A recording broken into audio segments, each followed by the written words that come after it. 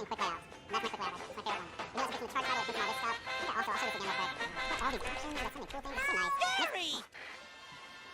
I was just looking for the sports channel, Gary. Class is not over. Where am I? There I am. Hey, everybody, class over. Who knows? Brian's gone. Oh my gosh.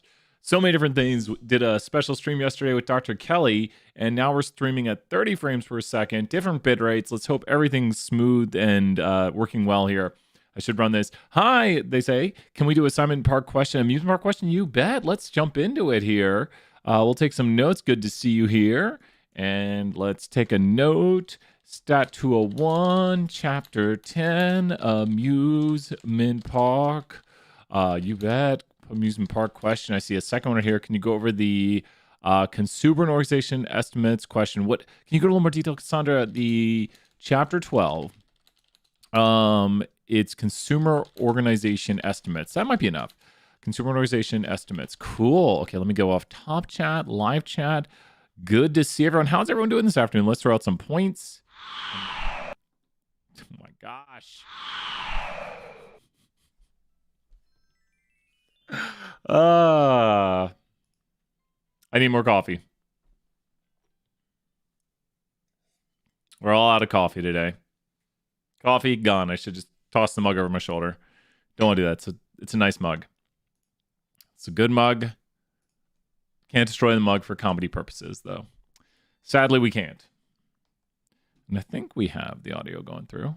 We're getting everything loaded up right now. Put those questions in the chat if you got them. Hey, Cora. Good to see you here, Cora. Put questions in the chat if you got them. We can work on anything. We got 2 questions up right now. We got a Chapter 10 and Chapter 12 question. Amusement park and then consumer organizations estimate. So I'm pulling up the questions as we speak. Okay. Amusement park questions almost here.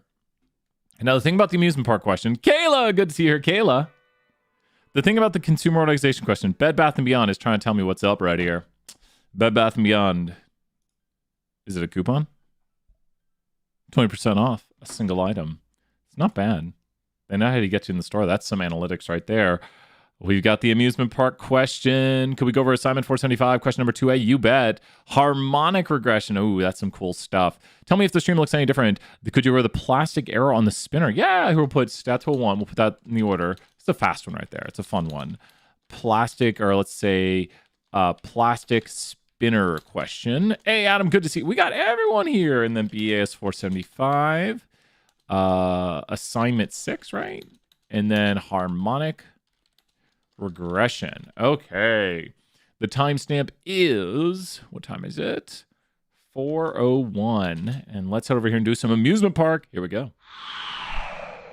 Okay, the amusement park question right here. Now, there's many versions of this question, so be careful as you do it because your question most likely is different than mine. So please read it carefully and consider the biases and the type of sampling method they're doing.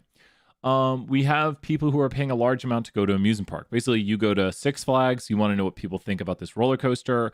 They survey every person in line for the roller coaster to see if people at the park, which that's always consistent, it's always that they want to understand people at their park, think about this roller coaster line. So what kind of sampling are they doing right here? I got to be careful.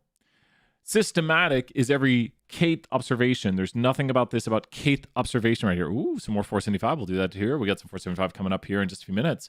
And then we have a simple random sample. No. Now I'm a little bit scared because it looks like it's convenience to me.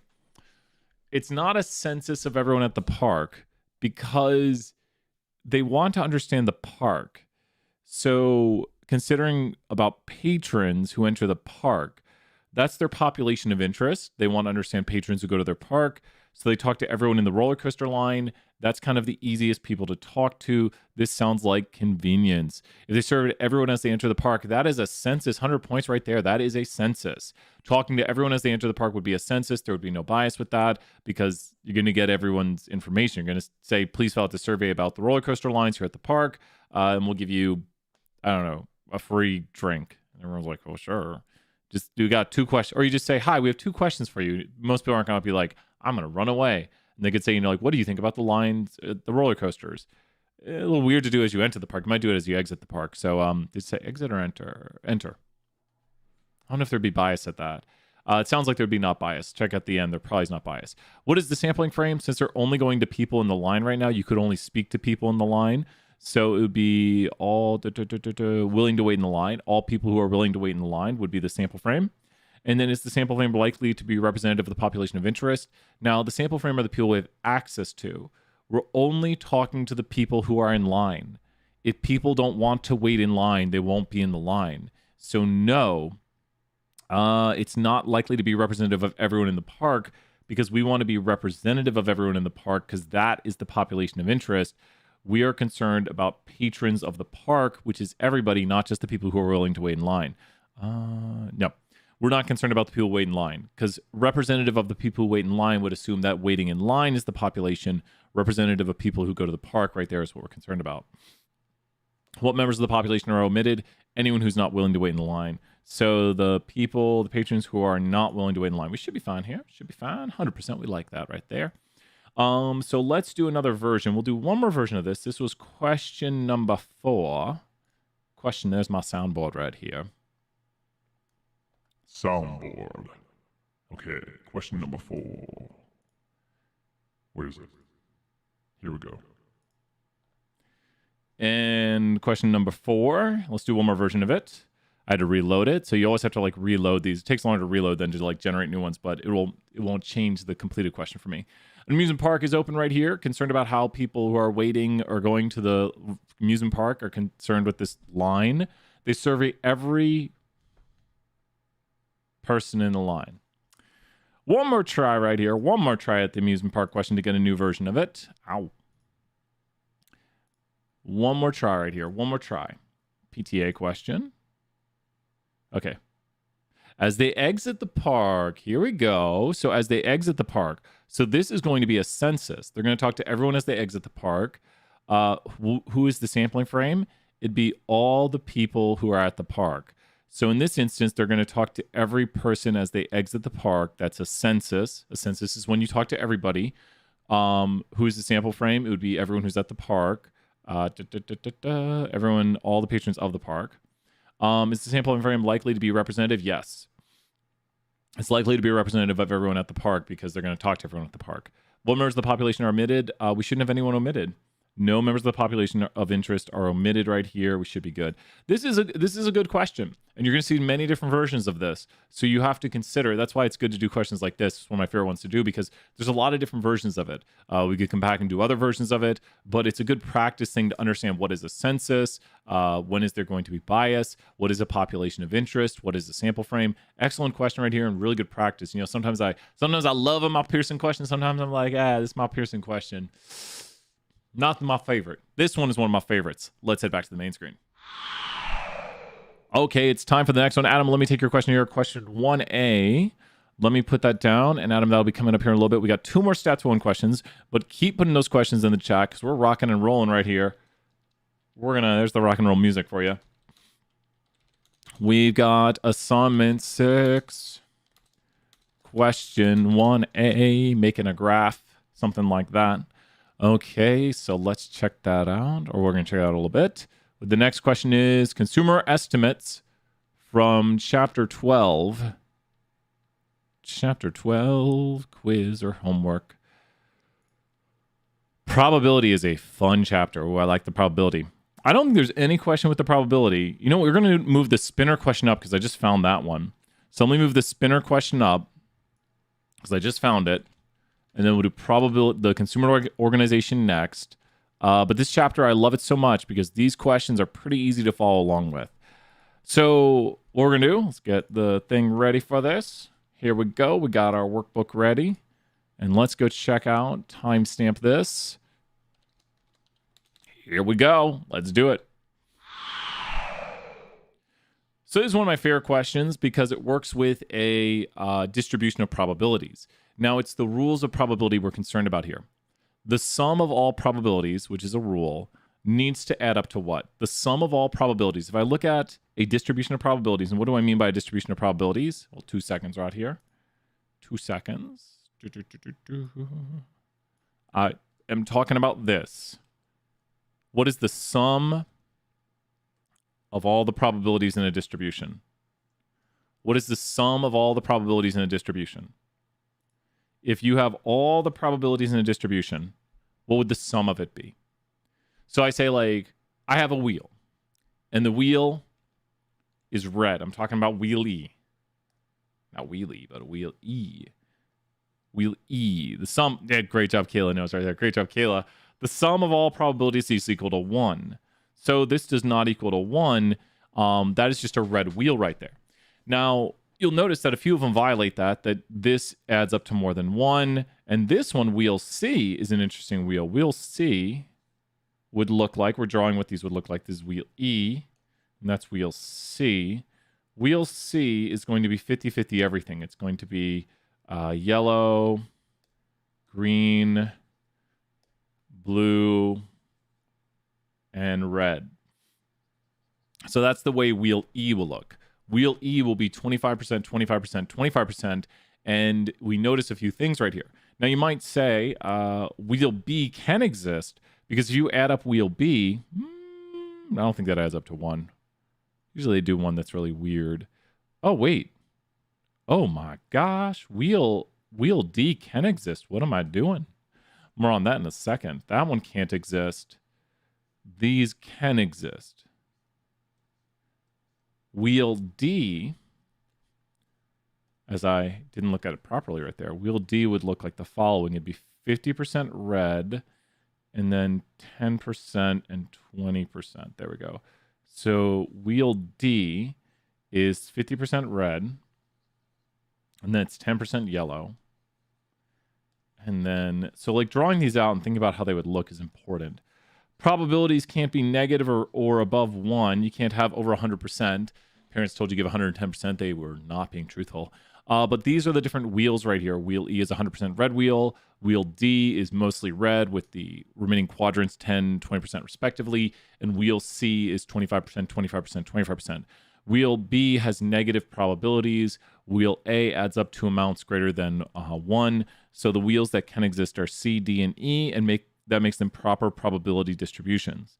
Unless I've misread something. This is possible, is possible, is possible. And this is right here. Each probability is between 0 and 1, and the sum of probabilities is 1. Those are the two things we're trying to check. And those are all the good ones right there that we have. Now, the bad one right here is it sums to more than 1. And so that is going to be is not possible. And then this one right here is at least one probability is not between. So here's the problem. I think it violates 2 conditions. I don't think I've ever seen that. Like, if you add this up, it actually sums to 0. At least one probability is not between 0 and 1. It's not possible. Yeah. And then what I'm concerned about is the sum of the probabilities is less than 1. Because unless I'm going crazy, Kayla, confirm for me. But on B, which my peer, if it counts it wrong, it's wrong itself. Like, it can't, we just had a good time with my peers, now we're in a bad time. But if you look at this, negative or 1.1, 0.2, that adds up to 1.7 if you add up that way. And then negative 1.7. So I think it's going to say I'm wrong right here. Yeah, it did. At least one probability is not between. It's actually wrong for 2 reasons. So make sure to do that. That has me concerned. I don't think I usually see that on this. Let me look at some extra generations of it. Maybe it always goes by that. I don't know if Kayla saw that or their thoughts. I know they know probabilities well too. But this wheel sums to 0, which would be probability summing to less than 1. So interesting right there. My Pearson. You've been bad, my Pearson. What you doing? Anyways, really fun question and good thing to go through and think about what the distributions would look like mathematically. Yeah, I agree. I know, right? It's wrong for 2 reasons. The wheel B sums to 0, which is not a proper probability distribution. We're talking like CDFs here if we talk mathy terms. So it would not add up to 1, which it should. And also the probabilities are outside the bounds of 0 and 1. So yeah. And thank you for the podcast, Kayla. Good stuff right there. I really like that happiness lab. Really, really good stuff. Let's head back here. We got another one. About to do it. 100 points, Kayla. Thank you for helping out, Kayla, and just confirming what I thought was obvious. Yeah. No, it's... I just need to all kind of focus on ourselves and our own happiness some more. In our... Like, in a good way. Like, we need to all... Like, our society... It's almost like we promote selfishness, and then we degrade selfishness. I don't know. We're a very paradoxical society, in my view. Like, this is good, but this is bad. But live for yourself, but live for others. I don't know. I don't know. I don't know what to do. You're tearing me apart, Lisa. I don't know who Lisa is, but she's tearing me apart. Let's check out the next question right here. Consumer organizations estimate. I wrote typo. Consumer organizations estimate. I found it. Now, there's two versions of this. Ooh, I call it the two-car problem. 2 cars, version 1, and we'll do it both. We'll do both. These are 2 tough questions. I don't know which one people want me to do, but these are 2 tough questions right here. Not like really tough, but there are some fun ones. Awesome. Thank you so much, Kayla, with our meeting. Yes, send it to me to look over. Hopefully with some data. You know, we like some data. Let's look over some new data. This is another probability question. The 2-car organization one here at the 17:22 second mark. Let's do this. Okay. So we've got here the 2-car organization, or the 2-car problem. It's just 2 cars. What we see at the start here is we're trying to make estimates for probabilities. And we are going to estimate that no cars would be needed on our repair. No repairs would be needed on our car. No more than 1 repair and some repairs. Okay. I think we got the easy version of the problem to start. So your question might look different. See if you have version 1 or version 2. A consumer organization estimates that over a 1-year period, 16% of cars will need to be repaired once. Okay, so let's write this down. Let's make a table from it, and this is the best way to do these problems if you ever get something like this on a test. I'm going to make a table right here where I write the probability of the event. So let's put probability goes on the other side. So let's say probability right here of event, and let's say event. You have here 1 repair, and the probability of 1 repair is going to be, yay, thanks, bye, Kayla. So the probability of 1 repair is 16%. The probability of 2 repairs is 9%. I'm just grabbing these from up above, where it says probability of 2 repairs is 9%. And there we go. Good bad handwriting. And then 3% will require 3 or more repairs. So the event of 3 or more repairs has a probability of 3%. Now, when you write it out this way, you'll see you're missing something. We need to give a full probability distribution right here. The big problem with this is it doesn't add up to 100%. So you'd say there's a 16% probability that my car gets repaired once, a 9% probability that my car gets repaired twice, and a 3% probability that I need 3 or more repairs. Like, you're going to the shop a lot then. So what are we missing? Who knows what event we are missing? The event of what? And I've put them in order. So for 100 points in the chat, who knows what probability or event we are missing? We'll figure out the probability of it because we know a certain rule. So tell me what event we are missing in the chat, and we can figure out that this needs to add up to 1, and that's going to help us out with the remaining probability. Now, there could be multiple things. You say, well, how do you know there's not multiple things you're missing? Well, this is how many repairs will our car get, which is defined to the space of only numbers 0 or higher. So there's a hint right there in the chat. So we are missing just one of these events, and an event is something that could occur, or I should say an outcome, because we're not stringing them together into the events yet. Next question very soon. But we are missing what? We are missing the event, which we would hope for. All of us would hope for this event, of our car getting 0 repairs. So our car getting 0 repairs would have a probability of the complement, which is 1 minus these probabilities here. We can sum up these. We're just adding these up right here. And those add up to that. And then we're just going to find the remaining by subtracting from 1 right here mathematically. So we're going to go 1 minus this right here and get 72%.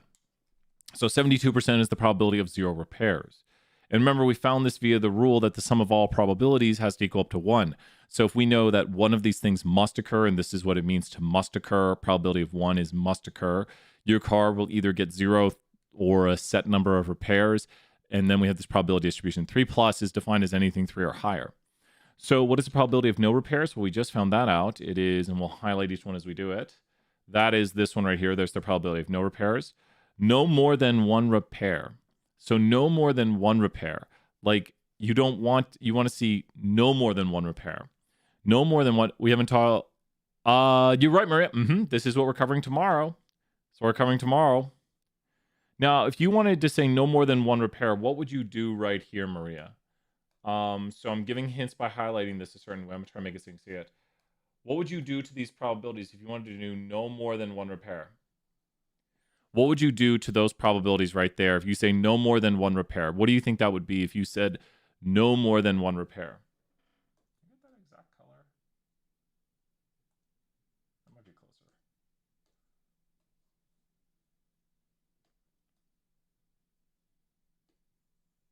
No more than 1 repair.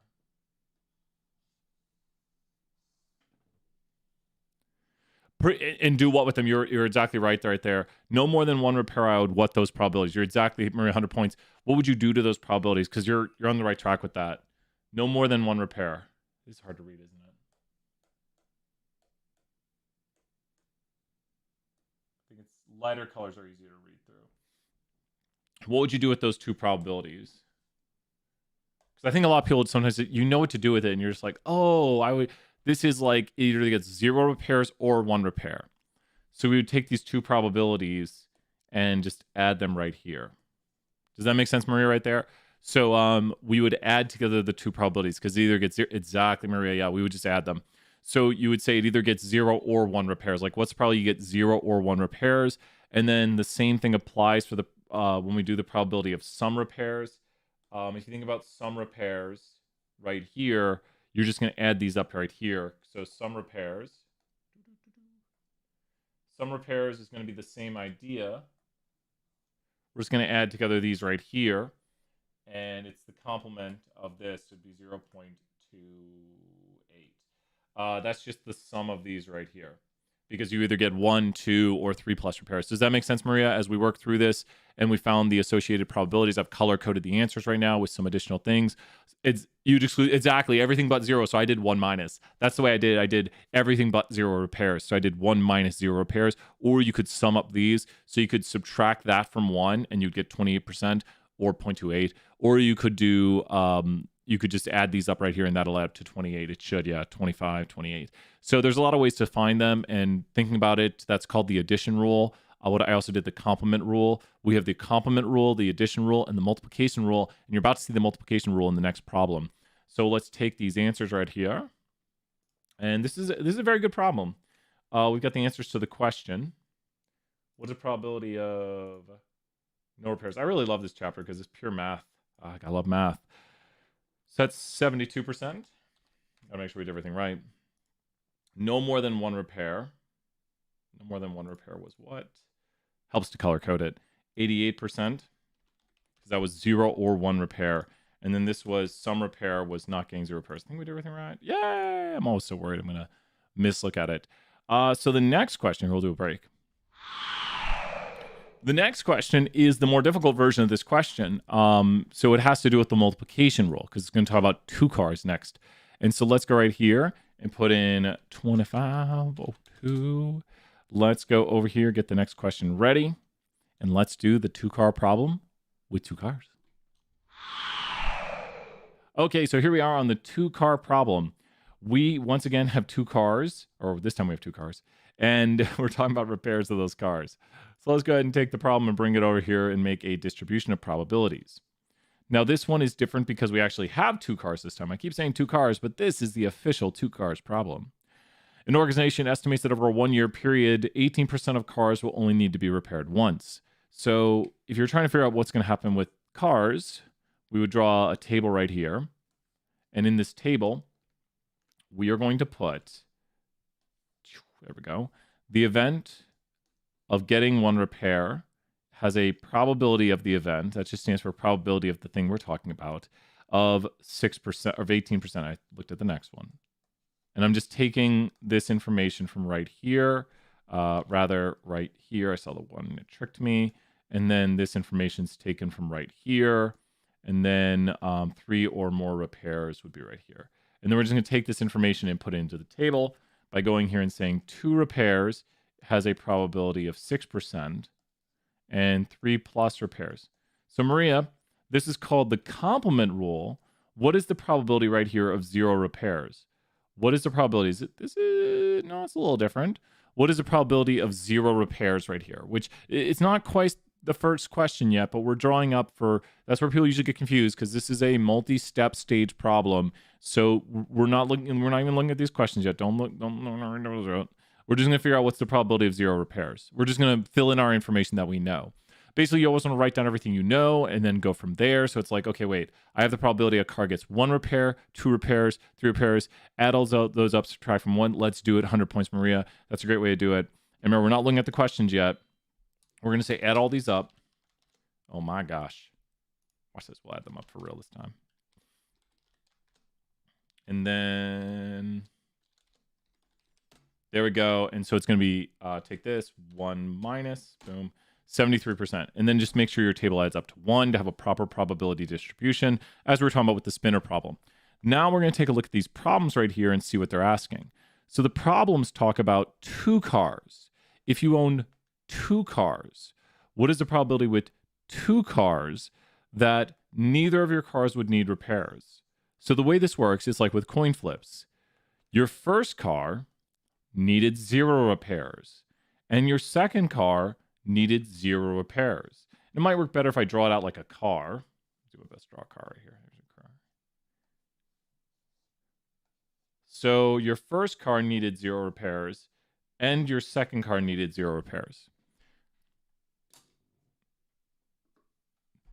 And when we do this, we multiply the probabilities. So Maria's just done it in the chat. Maria, great job right there. The probability is 0.73 times 0.73.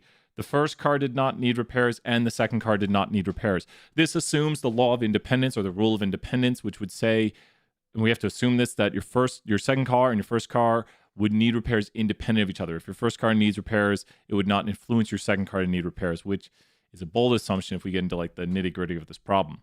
So we're just going to multiply the 2 of these together to get the probability of the first car not needing repairs and the second car not needing repairs.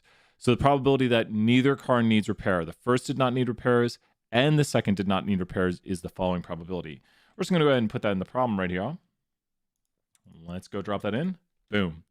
The probability that both will need repairs. So now this is interesting. Let me describe it to you this way, Maria. Either your car needs repairs or your car does not need repairs. So let me write out a table this way.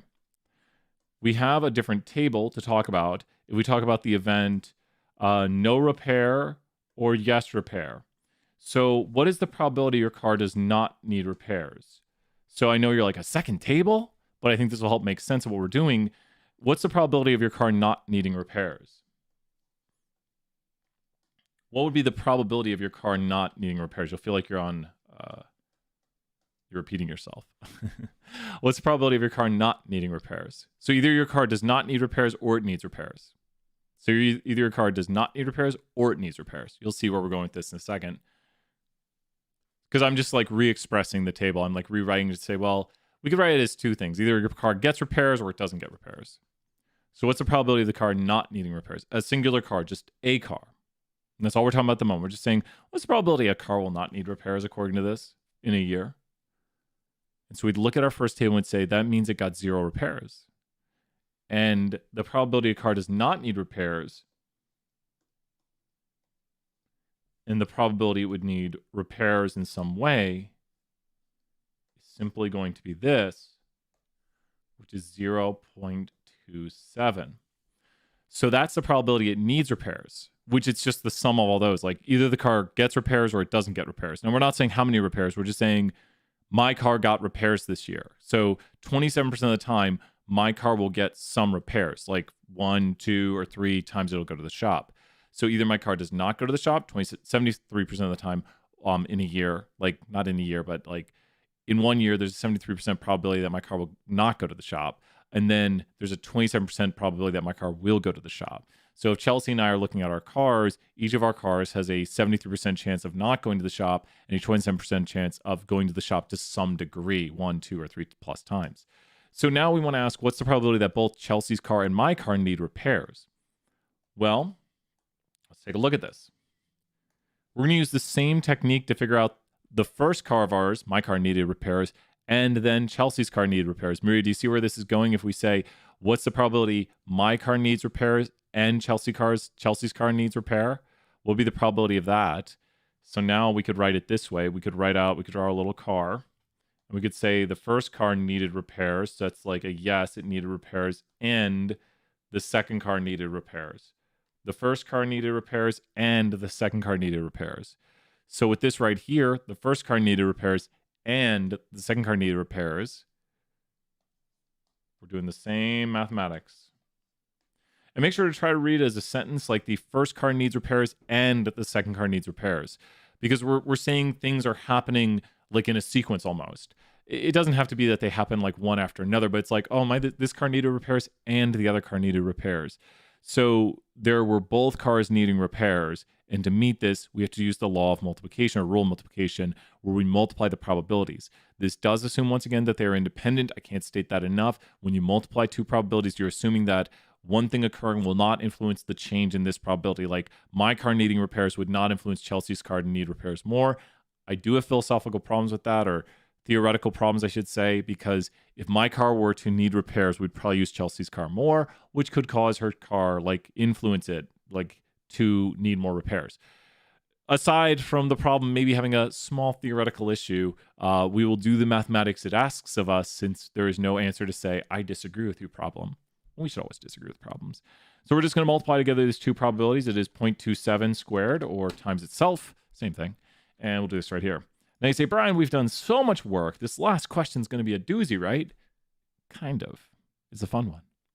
The probability that at least one car will need repairs. Well, to do this, let's think about everything that could occur. Now, remember, we have two cars. Since we have two cars, here's what's all could occur. We have the instance of my car does not need repairs, and Chelsea's car does not need... Oh, wait a minute. We just found that out right here. We just found out that one right there. So we have my car did not need repairs, and Chelsea's car did not need repairs, which was the no repair, no repair. We could have written these as no's right in there. We wrote them as zeros.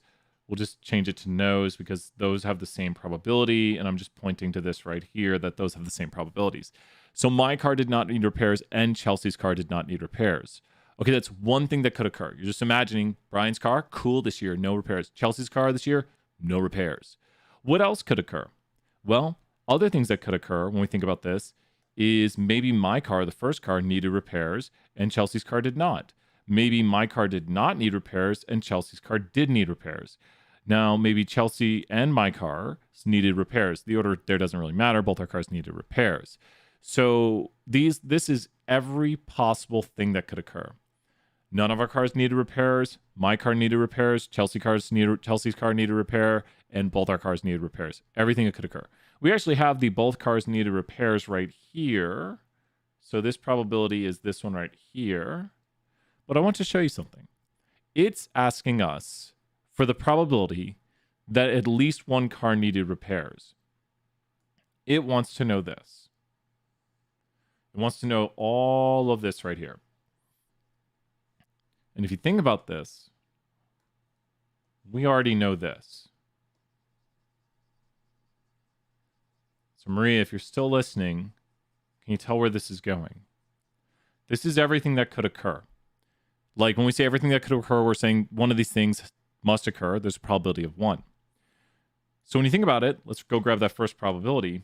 We know the probability of neither car needing repair is 0.5329.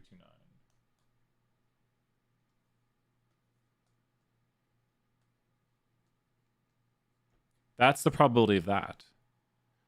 So if we know the probability of this,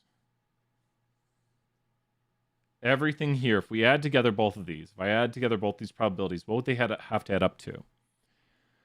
So remember our early rules that the set of all things that could occur must add up to what? And you see it with other distributions we drew, the way we're expressing them. They must, the table, or all the probabilities of everything we're talking about right here must add up to what?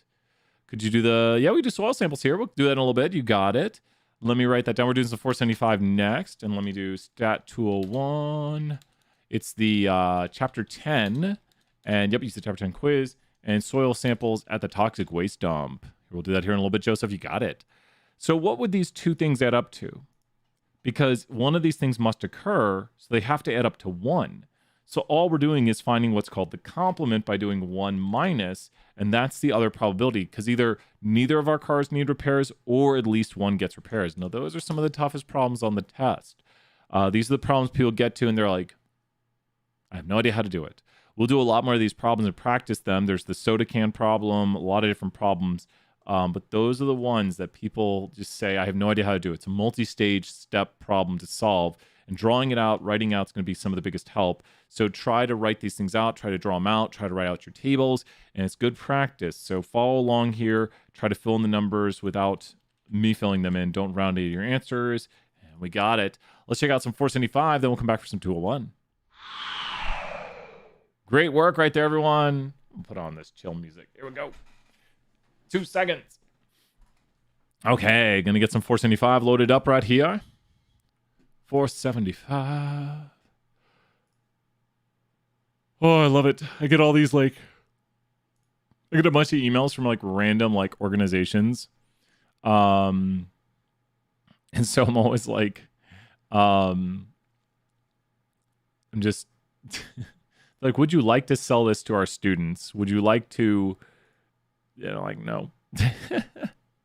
Hi, Professor Stevens. We want to sell this to your students. And I'm like, nah, that's okay. I'm not gonna. Nope. Let's see. I'm looking over the assignments. It's number 5, assignment 5. Okay, regression time series. Getting it loaded up right here.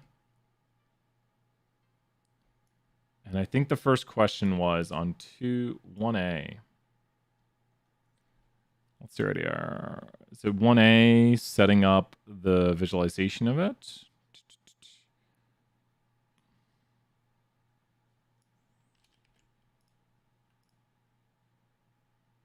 Get everything.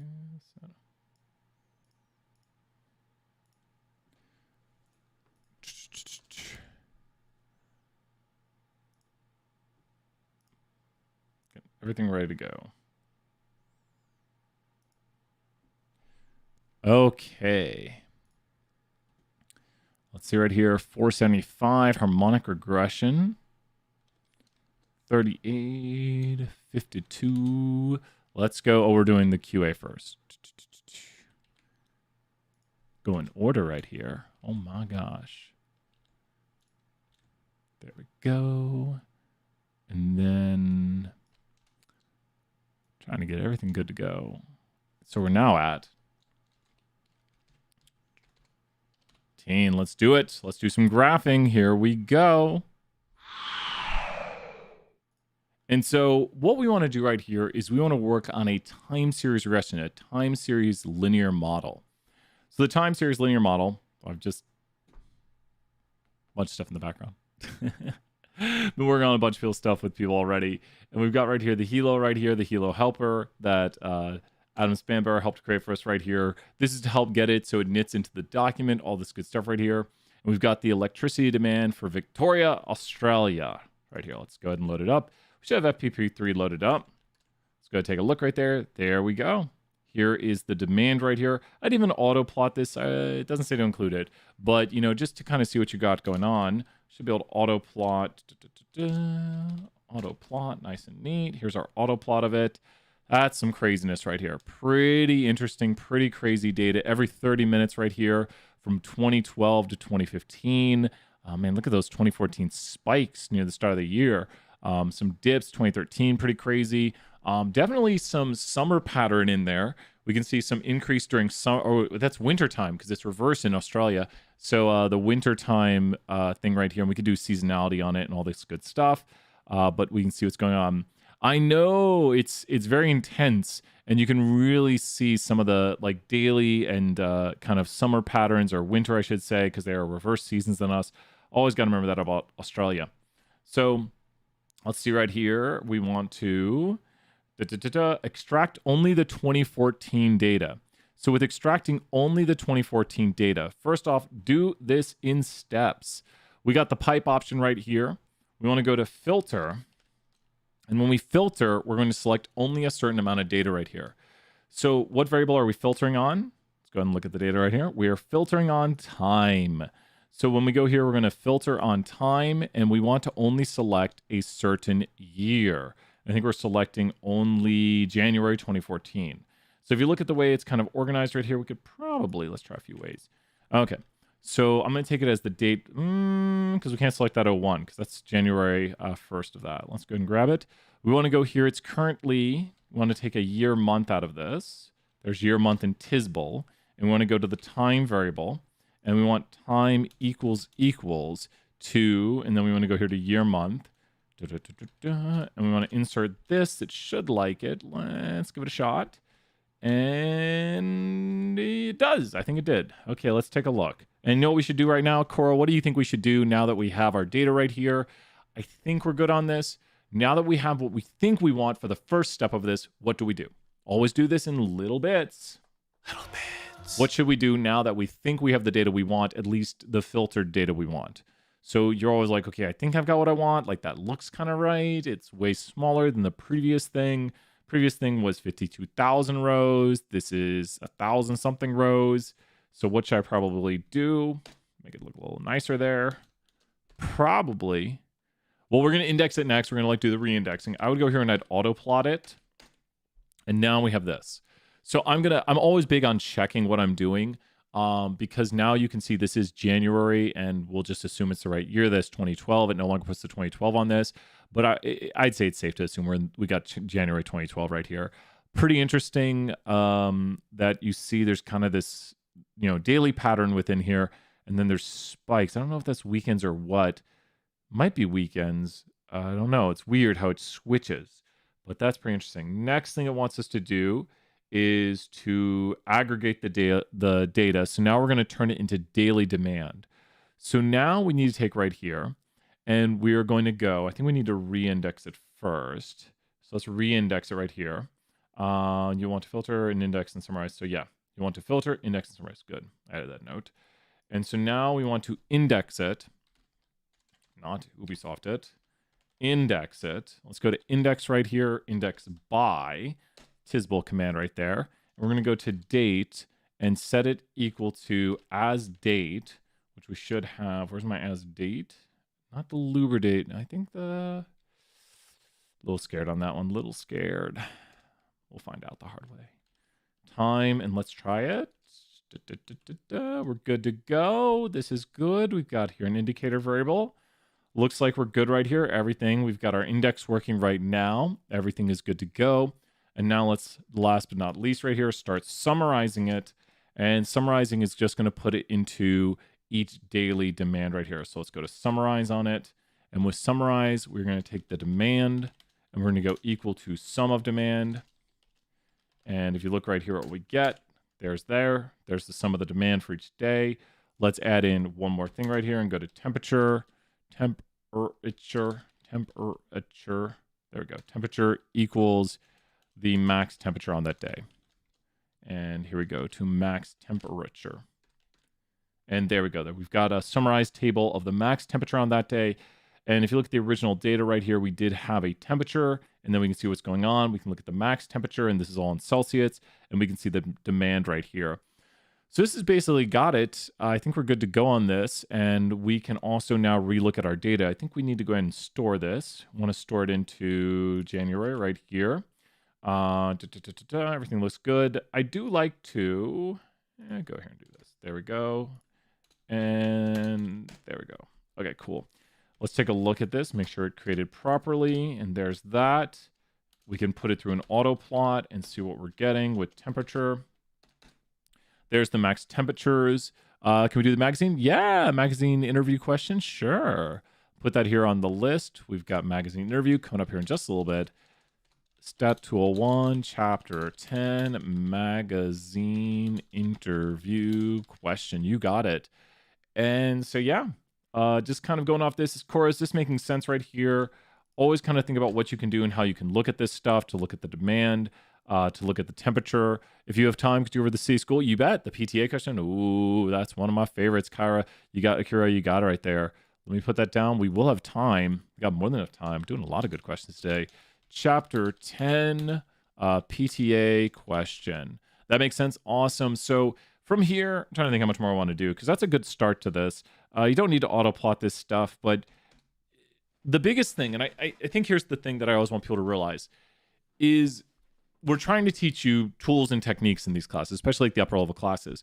So just auto plotting it is not a bad idea to see what you've got. Like, you always want to look at the things you create. Don't think of this as like it's just giving you ideas. It's like you would have to figure these things out if you are doing work on your own. If you're doing work on your own, you have to ask the questions. You have to say like, well, what was the daily usage? And that's what we were doing right here. We were finding out the daily usage. We're finding out the average or the high temperature of that day. We could have found out the mean temperature of that day. You could just switch this right here to mean. And then now we have, just very quickly, we're now looking at the mean temperature on that day. So here's the mean temperature. So you could compare that. Here's the temperature, the max temperature. But now, and I'm not saying to do this, but now right here, instead of us looking at the max temperature, this graph here is now the mean temperature on that day, which is very similar. So you see where there's certain spikes because the higher days would have probably higher mean temperatures, but you can change this. You can look at the min temperature, you can look at the median temperature on that day. There's tons of ways to do this. When it comes for demand, you probably want to do something like sum of demand. That makes the most sense. I don't see us changing sum of demand to some other function, but it's like how much demand was there on that day. Now, why would you... This you would not want to do. This is how much temperature was there on that day, because you wouldn't sum up temperatures. Does it make sense, Cora? Like, why we would do like sum of demand? Like, why did we pick to do the sum of demand? Well, that stands for how much demand was there on that day. If you do sum of temperature, you're not asking how much temperature was there on that day. You're saying, I mean, you are, but that doesn't really make sense. Like, there was 15,000 degrees of temperature on that day. No, we'd rather ask like, what was the lowest temperature on that day? And now we have the lowest half-hour temperature on that day. But a lot of times energy usage, I guess, might go towards hotter days. Air conditioning might cost more. But we could also, watch this, min temp. I'm going to do one last thing right here. And we're going to go to the next question. Good. I always like testing my skills. Auto layer. I always get bad at the auto layer. The auto layer. Ice hockey. Yeah, let's do some ice hockey too. The ice hockey team question. Okay, this is where I make errors. This is where I'm going to cheat if I can't get it. No. Is it taking comma right there? No. Auto layer is the bane of my existence, and I want to practice it to know it better. And then we're going to do the next 475 question. But auto layer is so easy to use, but I always run into little problems with it. Okay, so you pipe in the data. Piped in the data. Auto layer. No. Auto layer. Does it have to be a different data set? No. Auto layer. It's a plus. You add it. Well, that didn't add it.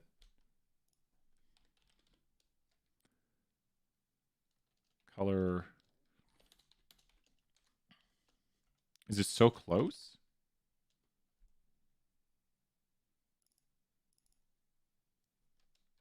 Well, I'll be. We'll go to demand. Are they so close that it... Oh my gosh.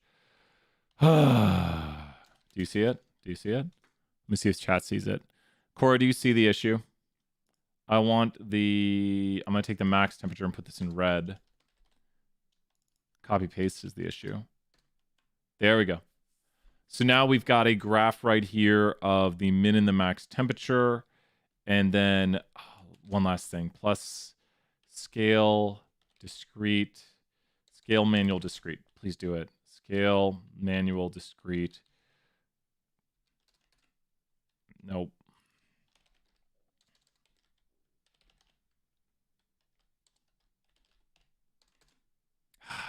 I want to know the quick way to add that. We'll just go here and do the following. So close to exactly the graphic I want, which is not what it's asking, but I wanted it to put the scale next to it. But we do get the following, which is pretty nice. So we could compare the min and the max temperatures on days pretty easily, and then we could add titles to this. So it just comes into now, you know, whatever we want to do with GG titles or whatever. But practicing stuff like this is pretty good. Yeah, so New York title, my title. And there you go. And yeah, it's all this good stuff. Have fun with it. Think about how to display data. That's what we're here to learn. It's not about solving one question. It's about understanding how to create graphs, to overlay plots and stuff like this. And auto layer, I always forget it's a plus. It's not a pipe. We're adding an auto layer. We're not passing it through into the auto layer. So knowing the difference between pipes and pluses, got to practice it. Next question coming up. Okay, one more question down. Here we go with the next set of questions. Let's get it going. Okay, we're gonna do one more 475, then we're hopping back to 201. So the next question is Cora's question on harmonic regression. So when we go to here, harmonic regression, trying to find the harmonic regression. I think we're using the gas data set for this. So this is a Fourier. I'll never know how to say it. I'll try my hardest to say it, but I cannot know how to say it. Fit multiple harmonic regressions. Okay, getting the question loaded up. And the timestamp. Close out all this. Get the timestamp. Cora, so we'll do some harmonic. We got ice hockey. Let me put ice hockey on here before I forget. Stat Tool 1, Chapter 10, ice hockey. There we go. And 475, timestamped at 52:55. 52:55. A lot of busy office hours. Let's do this. Here we go. Okay, so harmonic regression. Now, this is one of the coolest things because with harmonic regression, we're basically thinking about music. And you have a series like the following. And you want to take and put a wave through it. And so that wave does a decent job of explaining it. Like it captures a good bit of the variation in it. But then what we could do is we could make a composite wave of a higher frequency wave put into it. And that would give us like a wave like the following, like some sort of composite wave of the two. And then we could go even further and put another wave into it and put it to a harmonic of 3 terms, 3 harmonic waves with an even higher frequency wave. And eventually what we're trying to do is we're trying to make a composite of this wave up here by overlaying these frequencies on top of each other to create that sort of noise vibration through it. It might also have a trend going upwards. So we might have a trend coefficient and we might have a harmonic coefficient because unless it's flat, which we could draw a flat distribution or a flat time series like this, we would probably need some sort of trend, like upward trend going through it with harmonic coefficients. So we have to think about what data set are we working with, how will this data set look, and what's it got inside of it. So let's go take a look at what we're working with. That's a little bit on harmonic regression right there. Fit a multiple harmonic regression model with 1 through 10 harmonic terms with the trend to the data. So we need to make sure to input a trend to the data. I think we're working with the gas data right here. Plot the observed gasoline, and it talks back over here about the gas data we're working with. This is U.S. gasoline right here. The U.S. gasoline series consists of weekly data from surplus. The units around 1,000 barrel. Auto plot the data. Well, there's the data. I think that's auto plot it. That's all you want me to do? Auto plot.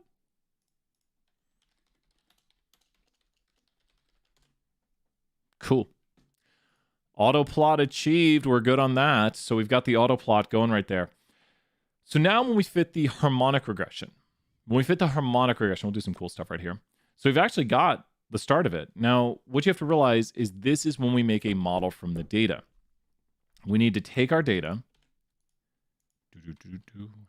and then we need to pipe our data through.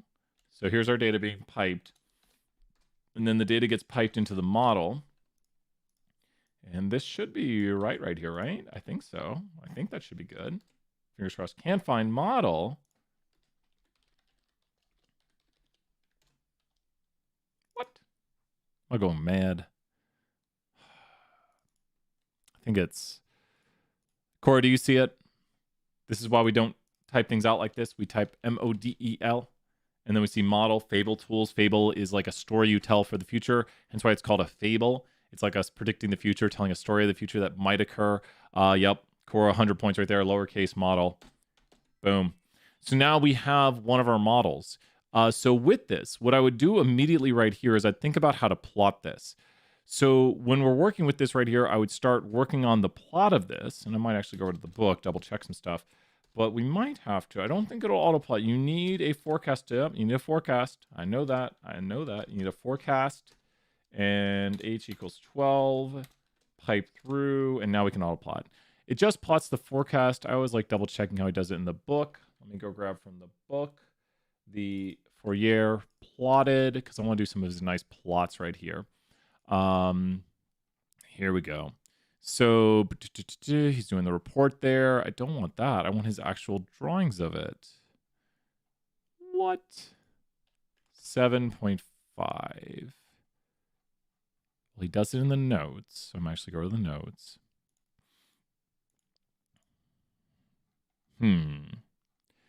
He has it in the notes. So I'm a little frustrated with him on this.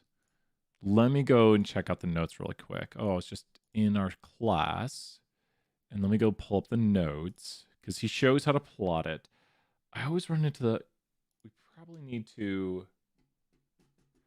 I always have problems with plotting my series along with the predictions because I want to actually view it and show it to you visually right here. Because it's one thing to just like make these models, but we should see what's going on. Okay, so I'm getting the notes up right now. Here are the notes.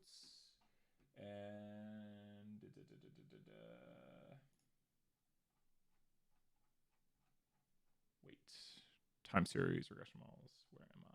We're further back here. And here we are. Sometimes he just does not show. So here is the code of everything, how we're going to do. We're going to be doing this code right here.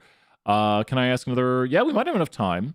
For the second part of the number one, when this doesn't work, model save into time series linear model, demand tilde temperature data equals, Jan 14 is what I called my filter data.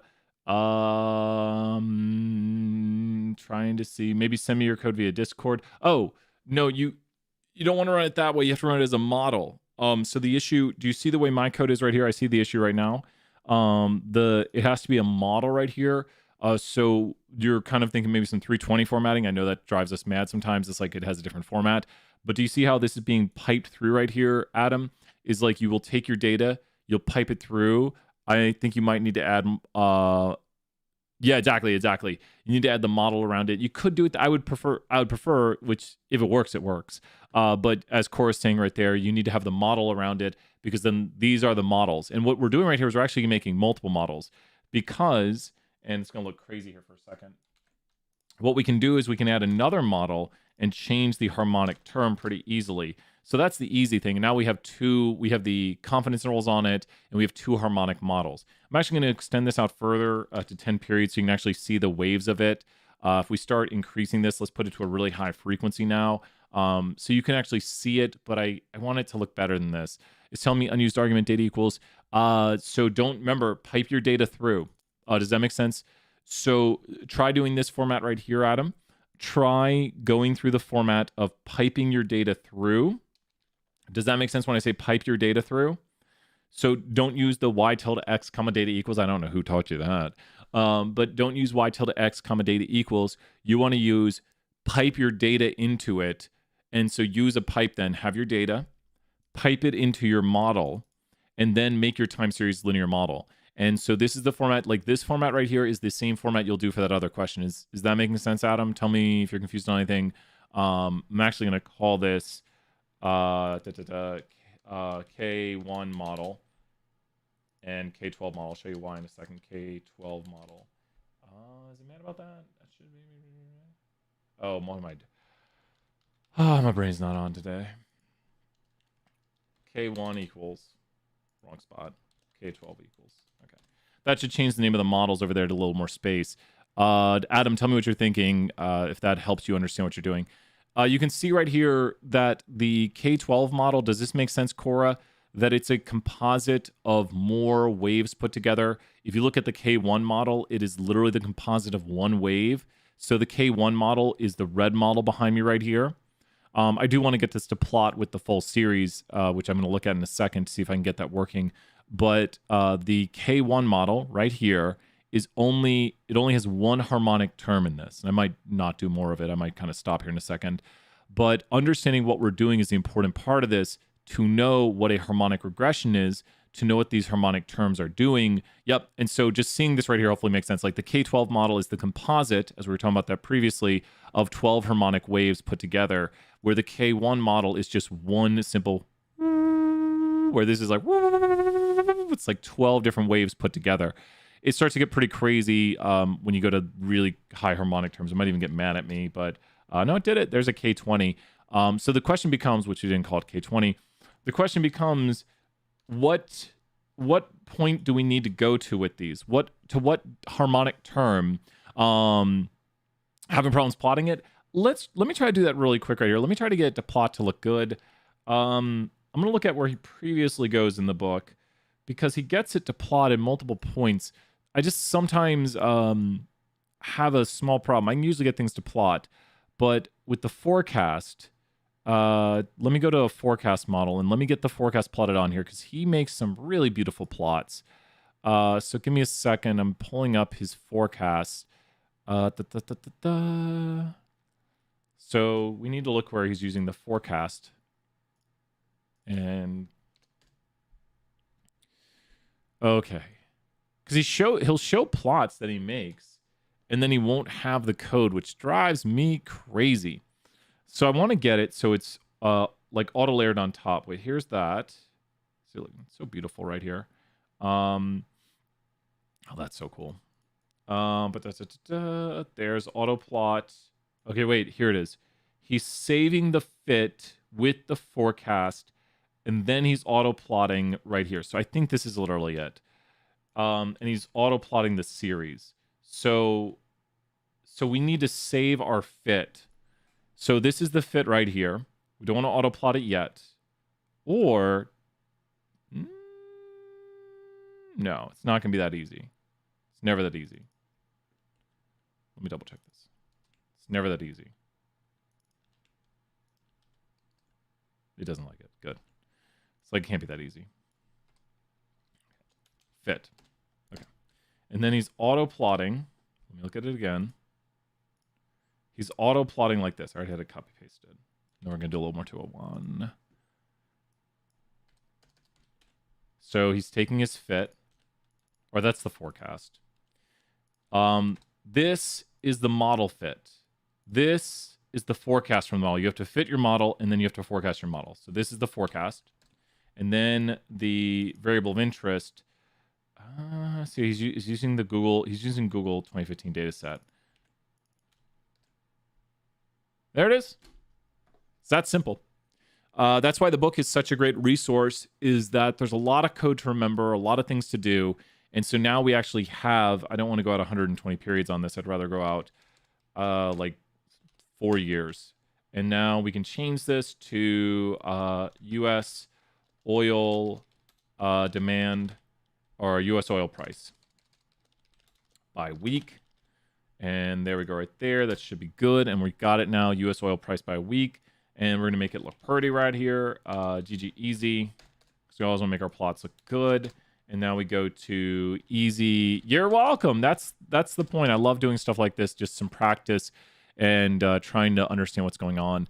And the problem it drives me crazy. You can't throw this into a ggplotly, but yeah, good stuff right here, Cora. Good questions on the harmonic regression, getting it to plot, getting it to look nice, and good. That's ending right there. I'm just redoing this so we can just see one harmonic regression right here, and you can kind of tell the waveform. Oh yeah, so this is weekly. So a 52 period would be one cycle. So 52 weeks, and now you can see the wave go twice. So I thought it was yearly for a moment or monthly. So there's the wave going twice, but you could increase the oscillation of it by making a composite of more waves. Now you want to put multiple things through here, but now you can see the wave goes twice, but it's a composite of 12 waves. And that's what we're talking about with harmonic regression right here. This also has the trend term, but the trend looks to be a little positive trend, and we can look at the report. So let's look at one last thing. I do want to mention just one more thing about this. When you're doing this right here, you want to find out if your model is any good. So you'll have to make multiple models. Try not to do the full problem yet. I think we stored the fit. My problem doesn't have it. Oh, I stored it that. Let's just store the fit for a moment. I'm not writing all the code. You'll have to piece it together. And so there's the fit right here. And so what is the important value to take a look at right here? Is it not going to seriously show it? I got a little more work on that. Let's go. Oh, no, I think there's more. Yeah, 8 more variables like that. So let's go here to arrange by, and so this will arrange it by AIC. There we go. And there we go. It's arranged by that. And I wish it would just show the full thing. Let's only look at certain things here. So let's go here to select, and we'll do the model, AIC.C, and let's do the CV right there. There we go. And there we go. And so we've got the name of each thing we selected. And yeah, that has got it. Any questions, Cora? Good work on this right here. Interesting stuff to take a look at. And if we had multiple models, we'll just see that right here real quick. If we had done multiple models, which you're supposed to do, I didn't do it. I was just having a little bit of fun right here. If you did multiple models right here with like a model with 1 harmonic term, or you did a model with 12 harmonic terms, we could take a look at this now and see which one is doing better. And lower AIC is better, and this one is doing the best. So you can help figure out what is the proper harmonic term for the model, looking at AIC right there, and that's kind of where this question is going. And we've got it arranged by AIC so we can figure out which models are the best. That makes a lot more sense. Perfect. That's exactly what we wanted to do and talk through this code. Do it in steps. Make sure you know what you're seeing. Make sure to plot it out, visualize what you're doing, and all the good stuff. Let's head back. We got some more 201. Let's do it. Oh, that was such a good 475 segment. I'm very happy with that. That was a lot of great work. Okay, we're going to try to speed run some 201 stuff right here. Let's see, soil sample question. Might have to do some more during afternoon office hours, soon by afternoon office hours if we didn't get to your question today. That was a good bit of 475. I always try to like space out between what we do for classes. We got soil sample question coming up here next. Soil samples. If you didn't get your question, swing by afternoon office hours. Soil samples is a harder one to find. It is from the questions that randomly generate. Sometimes we get it, sometimes we don't. And let's go grab it. Trying to generate it right now. We got the magazine interview question. Okay, we found the magazine interview question. I'm going to do magazine interview question and then soil sample because I found magazine interview. I don't know if this one comes from the same pool of questions. Got to memorize where every question comes from. Okay, we're going to do magazine interview. Let's do it because we found it. Here we go. Okay, so this is the magazine interview question. A magazine interviewed 1,081 people randomly selected. The magazine reports that when asked if global warming effects are going to take or begin happening, 64% of people said they'd already begun, 10% said they will never happen. The population of interest, although it's a little bit unclear, I know it's going to drive you crazy, it's just people. They want to understand all people. So the magazine wants to know. What is the parameter of interest? The parameter of interest, also known as the parameter, is what we want to understand. So please take a moment right now, put parameter on a note card and say what we are researching about a population. They want to understand people's views on global warming. The parameter of interest are those who, the proportion of people who believe that global warming has already begun, the person think will never happen. I think it's got it. They don't care about the subscribers. That's not what they're doing. What is the sample frame? This is all people they have access to. So put that on a note card. Sample frame, all people are things we have access to. It's like everyone we could theoretically speak to. So who could they theoretically speak to? I know it sounds crazy, but all people. Somehow they have access to all people. You got me. It doesn't say anything further, but they can talk to everybody. It says they want to talk to people and they're going to go talk to people so they could talk to anybody. That's the way it works. What is the sample of the study? That is the actual sample size. The sample is always the amount of people who give information. So the sample is the sample size. What sampling method was used? It's not really clear, but let's sure. It's not systematic. It's not stratified. It's not voluntary. It's not cluster. It's not convenience. It's not clear. I think that's the only one it's not clear on. Is the sampling method random? It says it's random. Can't click the word. The sampling method used is random because it says it. Who was left out of this study? Well, it's random, and they want to understand all people, and they have access to all people apparently, so no one was left out of the study. So we're good on that. We didn't say anything was bad. No bias. No bias. What problems can you see? Well, nothing's bad. So if there's no bias, no one was left out. We talked to the people we wanted to talk to. We should be good. Get that 100. There we go. Let's see. This might also be the soil sample question. And what do I mean by that is when you regenerate this question, it actually changes the theme of the question. It's still saying magazine. See, now we found the soil sample question. I knew I was generating it from the right question. The first semester or two I taught, this drove me absolutely crazy because the student's like, I have a soil sample question. I was like, I don't think that's on here. And I looked, and I was like, I don't see it. So you have to randomly generate these questions. So let's do the soil sample question next. 1 second. So as you just saw, the questions change dramatically. You get a lot of different versions, and we're about to do the soil sample question. I knew it was that one. Hence, I've randomly generated the other one so we could do it. And this one is going to be filled out, but we're going to talk through it. Okay, let's work through the soil sample question. Here we go. This is the last question in 3 minutes. Whoa. Okay, so what do we have right here? We have a toxic waste dump. Let's draw out a toxic waste dump. Here's our toxic waste dump. It's going to have, got to put some green toxic ooze barrels. I'll use this one. Got secret of the ooze right there. It's our toxic waste dump. And then we have a perimeter fence around this. Now, they're going to build a wall right here, a huge wall. There we go. 2 seconds. Gotta give some inhabitants.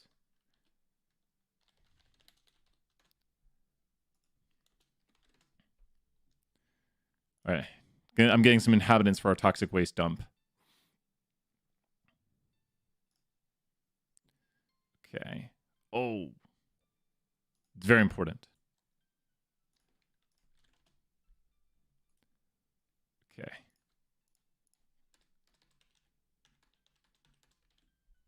There we go.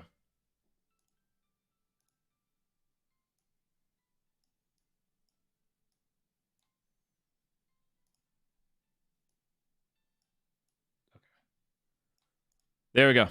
We got our toxic waste dump. We are going to investigate this toxic waste dump, and let's take a look at what it wants us to understand. So we're going to go out here and we're going to start. We got us. Here's you. Here's you. You're going to go in here and you're going to start investigating. Now, this is a roped off area.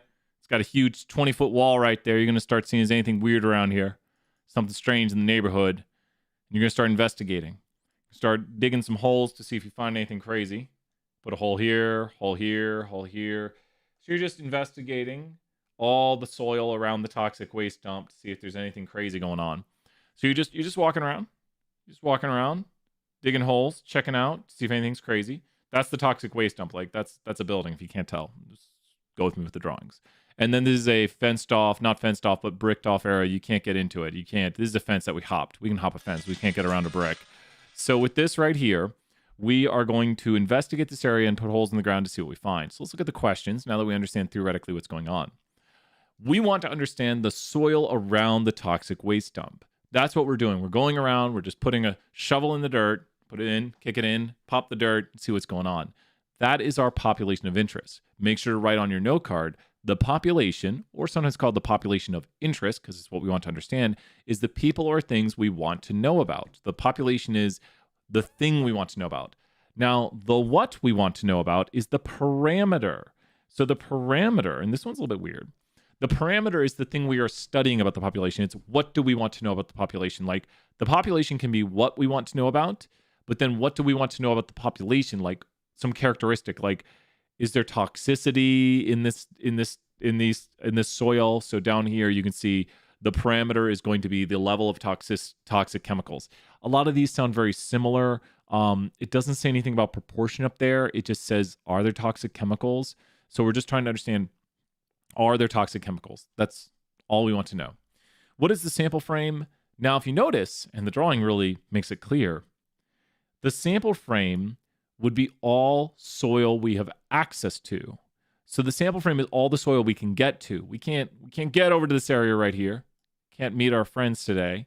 So we can't get, they're taller than us. They're like 6.5, 7 feet tall. They're pretty tall.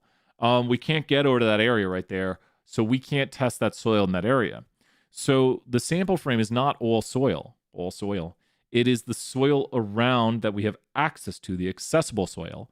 So it's not all the soil, it's only the soil we can get to, because if we can't get to it, we can't possibly sample it. What is the sample? Well, it's the 20 locations we actually get data from. So the 20 locations we take data on would be what we sample. What sampling method was used? Does it say random?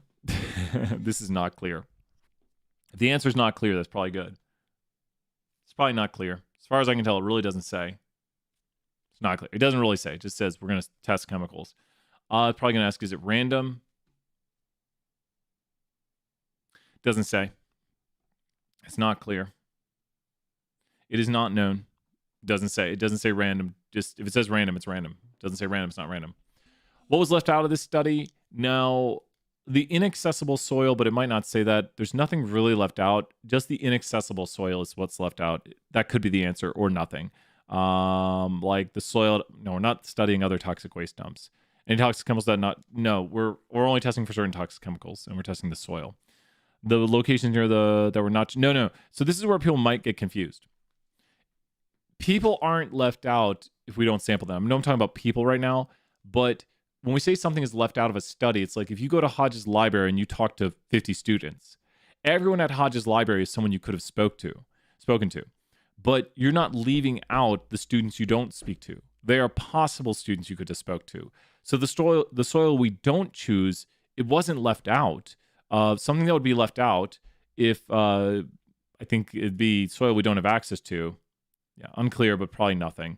But you could say the soil we didn't have access to is left out. And what do I mean by the soil we don't have access to? Well, to differentiate between the commonly thought of wrong answer right here, that is the soil we don't have access to. Any soil over here we could have chosen. Like we could pick any spot. So we're not leaving out by not checking a bit of soil around here. We're not leaving it out. It's just not selected. And that doesn't mean we left it out. It just means it could have been sampled.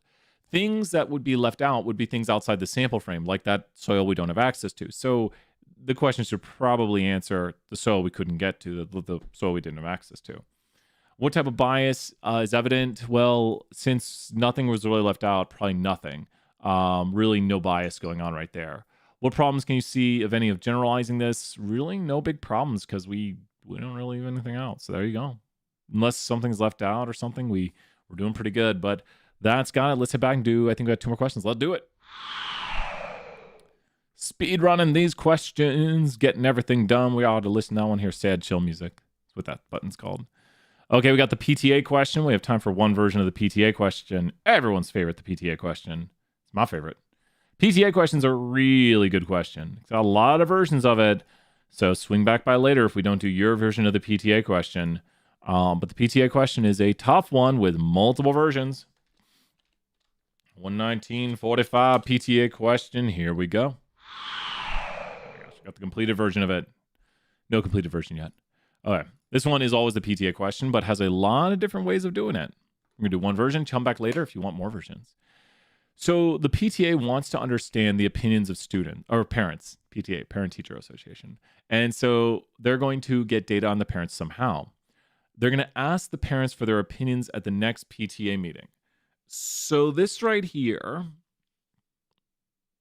it's going to be convenience. Good thing it doesn't have voluntary, but it is convenient.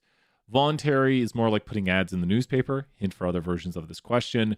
But convenience is when you go to the easiest people to get to, and that'd be like, hey, we're at the PTA meeting, let's just ask them. And probably we're going to see convenience. No, I don't see convenience bias. This one is going to be under coverage. Since the parents only involved in the PTA would be sampled. These are two very similar ones, but under coverage is when you leave out a certain voice. So it's under coverage because we only are talking to parents in the PTA. So we're undercovering parents not in the PTA. List the name of all students alphabetically and select every 50th. Now, this is a big one we should know instantaneously. When you see the right there, that means it is systematic. So systematic right here is a good way of sampling. This is one of our good ways of sampling. So we like systematic. I think we have listed it. We put this yesterday as a good sampling design. Systematic is every observation. So this is good right here. Start at a random starting point, select every blinked observation, and that is systematic right here, and that is a good way. Bias could only result if we don't follow what is described. Randomly select 50 parents from each elementary school, send them a survey. I'm going to take a big pause right here because this is a one people have a 50-50 shot of getting correct. Please try to figure this one out before I show you the answer. You're probably between two right now. You're probably between cluster and stratified. This is something you have to practice because when we do stratified, let's talk about stratified first. Stratified is when we acknowledge a difference and then sample according to that difference. It's to kind of make sure we sample the right amount from each group. Cluster is taking a whole bunch at once. So items in a population are randomly assigned to clusters. So they need to be kind of randomly assigned to those clusters to do it properly. Randomly select the clusters, and then we perform a census on the clusters. So are we performing a census on the cluster? If it was cluster, then the elementary schools would be the cluster, and we would need to sample every parent at an elementary school. This is not clustering because these are differences among each elementary school. This is stratified because we're saying each elementary school is different, so we're going to sample a certain amount from each strata, each layer. Strata in Latin means layer. So this is going to be stratified right here. Please make sure to review it. This is a tough, oftentimes switched around concept. So review those terms. Stratified, acknowledge a difference, then randomly sample within the differences, which we're doing right here. Even kind of says that we're going to select 50 random parents from each elementary school, very much stratifying. And then clustering is taking a whole bunch at once when things have been randomly assigned. And then we do a census on that cluster we take. And we're not taking all of one elementary school. Definitely not a cluster right here. Review, review, review. You got this. And then this is actually a good way because they've done it properly. Bias can only result if they don't follow as described. Send a survey home with every student and ask the parents to fill it out within 1 week. They are attempting a census right here. Probably, because they don't say, they're going to have non-response. They're not forcing them to, not requiring them to respond. We should be good. We should be good. 100%. We like it. All 100s today. Everything. Perfect. Next question. Here we go to some hockey question. Let's start up that hockey question. Here we go. Last question of the day is the hockey question. We got through everything pretty much. Let's find that hockey question. Who's all here? How's everyone doing? Hoping this video gets a lot of reviews, a lot of help for people. Here we go. So this just changes the name of the organization. It's here like a ultimate frisbee baseball hockey team. A hockey team. Let's do that. Let's do the actual hockey team version. Yours might be, we just did PTA. Now we got hockey team. We did a bunch of questions today during office hours. Okay. And let's do it. Okay, it's the hockey team question. An ice hockey organization tests players to see whether they're using performance-enhancing drugs. Officials select a team at random, a whole team, review from last time, and drug test crews show up unannounced to test all players. Each testing day can be considered testing of a study of a drug use. So they're testing every player on a team. They're taking the whole team at once. Very clearly, they're doing a census on the team, and you can see the two steps right here. So if you didn't see the last question review, when you do clusters, things should be randomly assigned into groups. A bit of an issue coming up here maybe. And then we randomly select a cluster, so that's going to take a whole bunch, and we do a census on it to differentiate this between the ones often confused on with stratified, Stratified is when things have their differences acknowledged, and then we sample within the differences. You can see an example down below with in-state, out-of-state students where we sample percentage-wise right there. This is very clearly going to be a cluster sample right here, right there. Is this choice appropriate?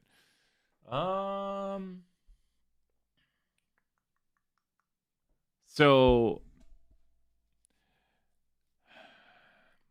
here's the problem. This no answer almost looks good, but it's not good. It says no, the team is selected at random, so it's not representative. Once again, this is wrong because if they're saying it's selected at random, it's good. Because if the clusters are random, that's good. The 21 players, no, that's fine. 21's a decent sample size. Small studies. It's decent. Yes, the entire team is not selected at random. I think it said there, yeah, it's selected at random. So this answer you can just eliminate. It's not true. It's just not theoretically true by it. Random is good. We like randomness, so that's a problem. 21 is a large enough sample. The answer has to be this one. Yes, an entire team can be sampled at once relatively easily, but all players couldn't actually be sampled on the same day. Yeah, so they're kind of getting into the theory of how it would work. Theoretically, someone could also say like the best answer for this would be teams have differences. Like if you talk about different hockey teams, they might be more likely to use drugs versus less likely. I'm not calling out any team here, but theoretically, a team might be more likely to use drugs. So are the clusters randomly assigned? It's a key assumption with clusters. You're welcome, Kyra. So that's got it. Let me know if you have any questions. We were able to get through everything, kind of speed ran those last few questions. But make sure to know your concepts. Big stuff right here with the notes. Review the notes. Write down each term. Understand how we can do each of them properly. Some of the pitfalls. We try to make it as clear as possible on the test. Definitions are like your key here. Like have the definitions. Know how to define each. Know how to talk about each. When we talk about our examples that we go through with regular premium seats and student sections, that would be stratifying right here. That's systematic. What stratifying is when you acknowledge a difference. We sample 2% from each section. So that is clearly stratifying. Where if you do in-state, out-of-state, once again, that's clearly stratifying. And then we talked about some doing a census. I think I did questions. Oh, here's stratifying again. Can I go back in time on this set of notes? Oh, I can. We did. There we go. This is a multi-stage right here for people who didn't see our class. Now this is multi-stage where we stratified by section in Neyland Stadium. And then we did cluster samples of rows. But with that, we'll be back here a little bit later. Bye for now, everyone. Bye. Great work.